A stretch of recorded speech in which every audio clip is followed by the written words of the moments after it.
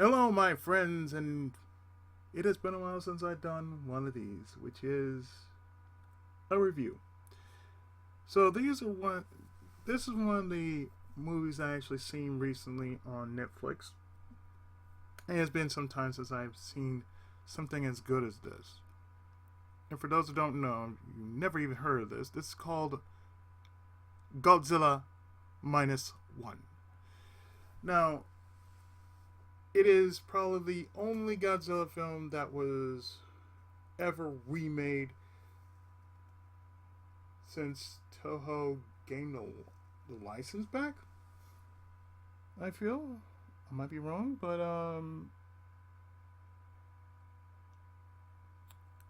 it has been a while since we've seen a good Godzilla film, and this one was no exception. And I'm I'm looking this up through IMDb, and I can tell you it is considered a monster and supernatural horror, a sci-fi epic, a period drama, an action epic, tragedy,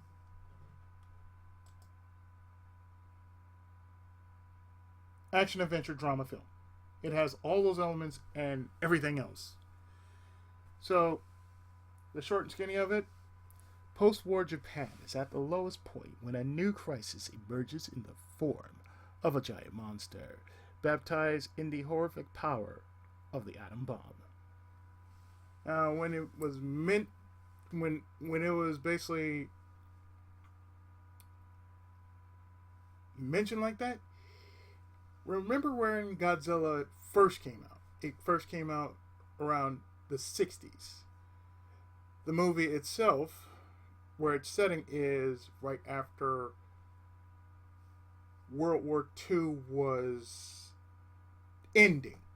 It was coming to its end point. So that's where the movie takes place. Now, I can tell you, I saw this movie, and this is how you're supposed to do a good monster movie without making it wholly into a monster movie.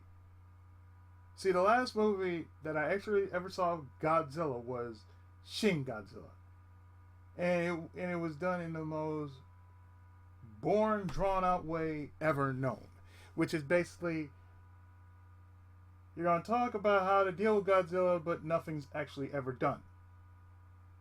It's like, we're going to talk, and talk, and talk, and talk.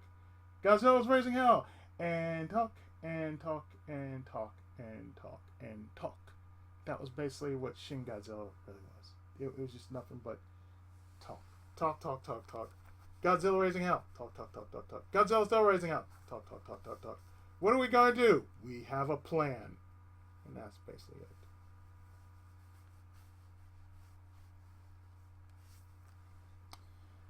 Versus this one, it basically did the following. There's a story within this story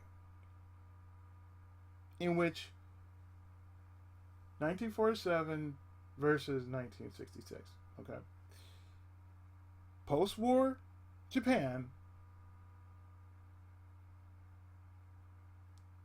which is considered minus one. That minus one means just that. It's like, can it get worse than zero? Yeah, minus one. That's how you can get worse than zero. A minus one. There's a story in between all this in which our protagonist is a disgraced kamikaze pilot. And knowing that a kamikaze pilot's job is to give his life for his country, he fails in doing that.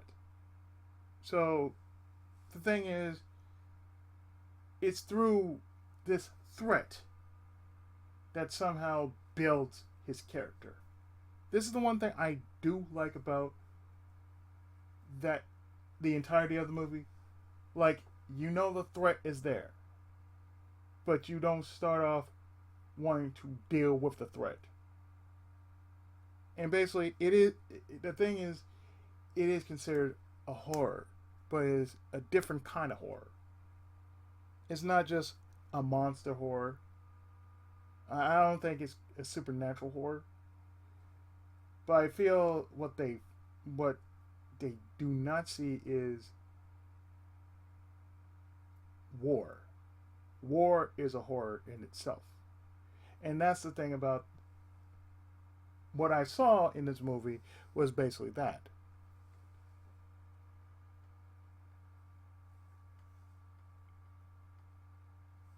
So, from what it says here on Wikipedia, it says post war Japan from zero to minus. That's why I say, what's worse than a zero? A minus. A minus one. So, therefore, if it's totally negative, it's a minus one. I say zero is basically, it's just there. But minus one, oh, that's worse than zero. So, as I said, when I was watching this movie, it was about like 2 weeks ago, the thing I really enjoyed about it was the fact that this pilot goes through a drastic change throughout the entirety of the movie. From him being a sorry sack of a pilot or of a man in general to basically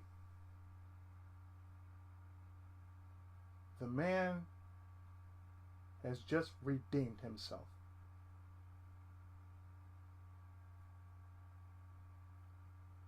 And like I said, it's basically strangely you've seen Godzilla in many forms. You've seen him during the Showa era, in which they strangely and oddly made him into a hero. And then through Heisei into Reiwa, he's back to being a threat. And I would count Hanna-Barbera. Hanna-Barbera, I would count the Hanna-Barbera as being hero Godzilla. Because when the earlier years when you had such things as such franchises as Ultraman, Kamen Rider, well, Kamen Rider was ever used, but still, yeah, you had something like Ultraman. You also had the Kaiju boom, because with Godzilla came the Kaiju boom, and with that, you had Bioplanet Wu or something like that. Ultra Q. That's where Ultraman and its kin just basically made a big boom. Because it was right there with Godzilla, just right in there. Because the Kaiju boom was really a big thing after the first movie. And after that, they went from making him into a threat into slowly turning him into a hero of some sort. And it's been like that since, like I said, the 60s into 70s, borderline 80s. So therefore, in Japan, it'd be considered Showa. So from then on until Heisei and Neo Heisei into Reiwa, where they are right now is the Reiwa era.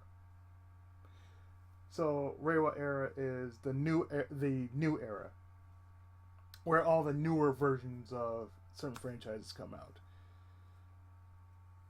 So therefore, this version of Godzilla has basically built a hero wanting to deal with this threat, and for him to basically rebuild himself, just basically after coming out of survivor's guilt, and man has PTSD. He's basically going through everything. and he knows that Godzilla is out there. Godzilla is becoming an even more threat than this this atomic bomb, this bomb that just created him, this ultimate nightmare of war, and basically somebody has to do it. Somebody has to take down Godzilla. And this is long before, oh, we need to have another kaiju. Or rather, for Godzilla, we should really call him what he is, a daikaiju. A great monster. Not just any monster, but a great monster. Because if such a figure as him, in which the world has seen him both as destroyer and hero,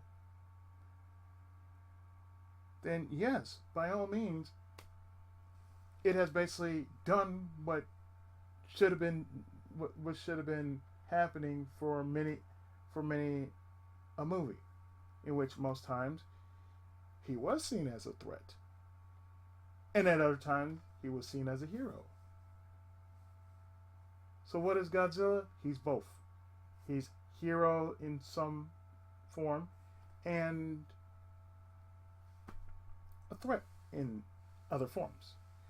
Even in the Great Battle series, he is considered a hero.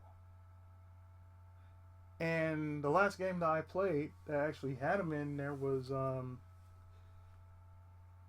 SD Shin Kamen Rider Rumble, in which he was portrayed as a hero. So, this being the case, well, yes, it is a sci-fi epic. It is more drama than anything. I mean, the whole movie was basically built around this environmental drama of post-war Japan. People trying to get over the fact that World War II is about to be wrapped up. And as a person who really went to Japan and has experienced what people have gone through, to this very day there are still people that still hold a grudge to America because of what happened. I kid you not, they exist. They're not as they're pocketed in some places, I should say. But in this case, it does exist. Sadly, and for what it's worth, it's a thing. But as far as how this movie turned out, I'm actually glad I saw it. It's one of the many few movies I've seen on Netflix since I had a short break around the 4th. I mean, many other movies I've seen, they were rather good, and I will do them in different reviews. But this one in particular was the most recent movies I've ever seen, and I can say, this is how you do a horror right. Not just what is, horror, but I mean, you're working with every part that makes horror what it should be and not what we see now. See, horror now is just like, we have stuff like Scary Movie, or I Know What You Did Last Summer, or something like that, and it's like, it fails to be scary. Even though it's like, oh, it's supposed to be scary. No. No, if it's supposed to scare me, this is the reason why I watch something like a Japanese horror movie or a Korean horror movie.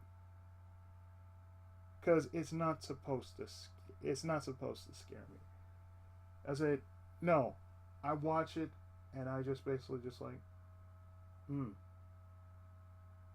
I get involved in it. Not scared. I get involved with it. So it's like watching, say, a murder movie. I'm going to keep my eyes peeled. It will have my attention the entire time. Which is the reason why I do games like, Phoenix Wright and the like. I like a good I like a good crime story. If it's anything towards crime or something like that, yeah, you got me hooked. And the same thing with horror. No, it has to have something that'll just leave me watching.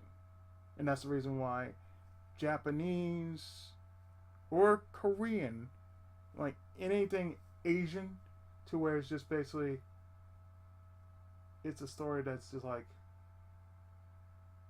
the supernatural part. Yeah, that supernatural part has got you locked in. Because as you all know, man fears what they don't understand. I don't fear it. I just like, what is this? And I keep watching.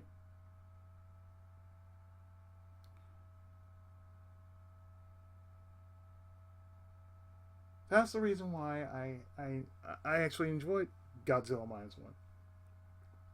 I enjoyed Godzilla Minus One because it didn't have that feel of horror, but the sense of what it builds up on it.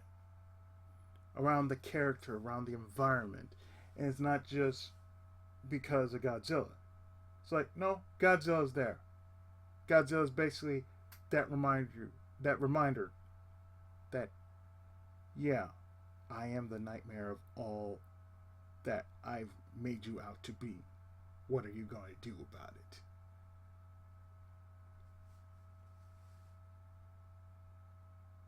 I can haunt you and I can basically ruin the rest of your life like this, but what are you going to do about it? And I did see, like, something that reminded me of the original. And, I just said, wow, this is good. So if you never, ever seen Godzilla Minus One, it is on Netflix, and as well as on Prime Video. And on Prime Video, it goes for $5.99. Netflix, I'm not sure.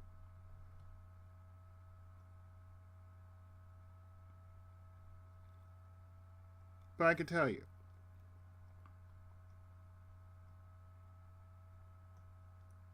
it is one of those kind of movies that basically say, yeah, yeah, this is one of those Godzilla movies that is just, you need to watch this. It's basically, yes, you want to see a good Gojira movie? This is the one you should really see. Gojira Minus One. So that'll do it from my current review of, well, my review of things I've seen and over the course of the summer. Join me next time when I cover something else, something I have seen and I had the pleasure of seeing